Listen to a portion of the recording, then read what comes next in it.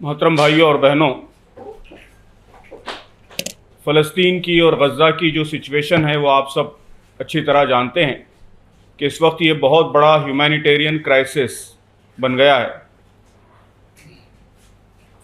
रोज़ाना आम सिविलियंस, शहरी मारे जा रहे हैं, छोटे बच्चे मारे जा रहे हैं, लेडीज़, औरतें मारी जा रही हैं और भूख से, प्यास से तड़पा कर लोगों को मारा जा रहा है। यूनाइटेड नेशंस की रिपोर्ट के मुताबिक इस वक्त गज़ा में हर 3 में से 1 सिटीज़न वो भूखमरी का शिकार है। बड़ी तादाद में, लाखों की तादाद में बच्चे भूख से मरने के करीब हैं। कल जो कुछ हुआ है आपके इल्म में है कि इज़राइल ने पहले कुछ इलाक़ों को सेफ़ ज़ोन डिक्लेयर किया कि ये सेफ़ ज़ोन है और यहाँ कोई जंग नहीं होगी और यहाँ आप फूड कलेक्ट करें, और बाद में उन सेफ़ जोन्स में बमबारी करके 67 लोगों को मारा गया, जिसमें बड़ी तादाद बच्चों की।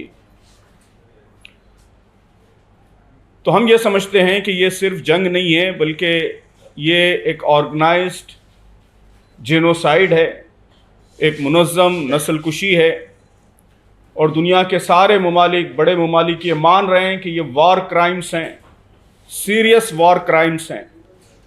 तो ऐसे मौके पर खामोश बैठना और इस बड़े कैटास्ट्रोफ को और इस बड़ी आफत को खामोशी से देखते रहना, हम समझते हैं कि ये इंसानियत के, मानवता के, ह्यूमैनिटी के ख़िलाफ़।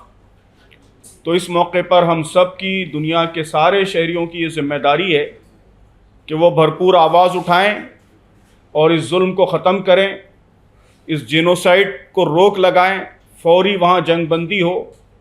सैकड़ों ट्रक्स, हज़ारों ट्रक्स वो रिफा बॉर्डर पर ठहरे हुए हैं रिलीफ का सामान लेकर, उनको अंदर आने की इजाज़त नहीं है।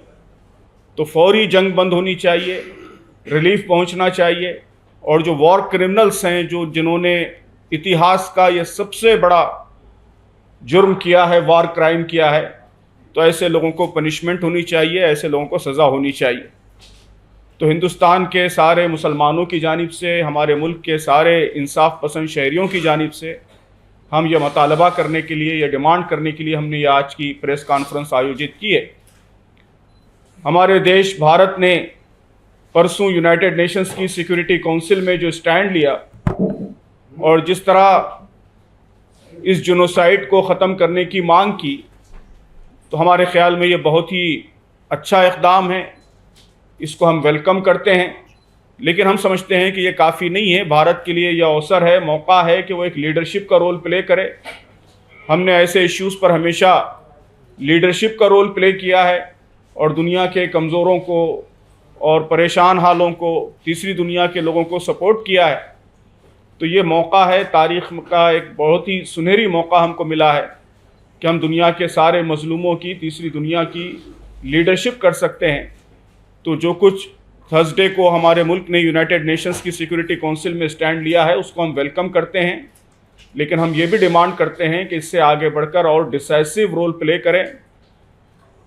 हमारी हिस्टोरिकल लिगेसी और इस वक्त इंडिया की जो डिप्लोमेटिक पोजीशन है, दोनों इस बात का मौका फराहम करते हैं कि अगर हम आगे बढ़ेंगे तो इस जंग को भी रुका सकते हैं और इस ह्यूमैनिटेरियन क्राइसिस को रोकने में भी अहम रोल प्ले कर सकते हैं। तो हम भारत सरकार से ये भी मुतालबा करते हैं कि वो आगे बढ़कर बहुत ही इम्पोर्टेंट रोल, डिसाइसिव रोल वो प्ले करें, और भारत के तमाम शहरियों से भी अपील करते हैं कि वो हमारी हुकूमत से भी और इंटरनेशनल कम्युनिटी से भी इस जेनोसाइड को, इस कत्लेआम को रोकने की भरपूर मांग करें।